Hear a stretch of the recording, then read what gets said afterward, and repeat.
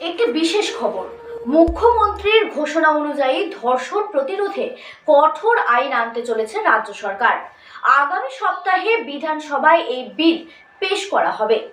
রাজ্য মন্ত্রিসভা বৈঠকে এই সিদ্ধান্ত অনুমোদন দেওয়া হয়েছে। পরিষদীয় মন্ত্রী শোভনদেব চট্টোপাধ্যায় জানিয়েছেন, আগামী 2 তারিখ বিধানসভায় বসার জন্য স্পিকারকে চিঠি পাঠানো হবে। অধিবেশন চলবে 2 দিন।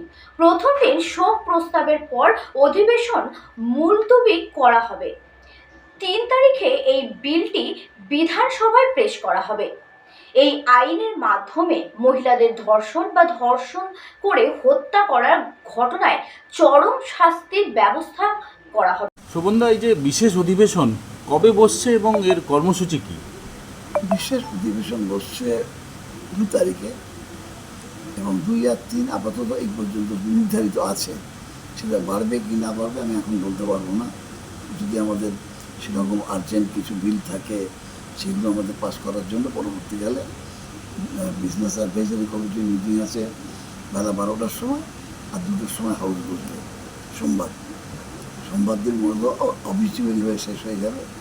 মঙ্গলবার দিন এই বিলটা আসবে। বিলের বিষয়বস্তু কি থাকবে?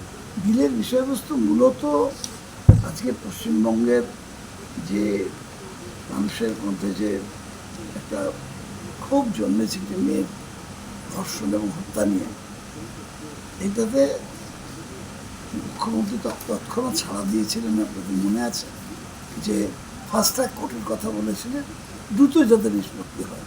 কিন্তু দেখা যাচ্ছে যে সে দ্রুত নিষ্পত্তি হচ্ছে না। সিবিআইয়ের কাছে চলে গেল স্টেট গভর্নমেন্টের থেকে। সিবিআই এখন ব্যাপারটা নিয়ে দীর্ঘসূত্রতা বা লিঙ্গার করছেন। সেই জন্য উনি একটা বিধানসভায় আইন পাস করতে চান এবং অটোমেটিক্যালি রাজ্যপালের কাছে যাবে।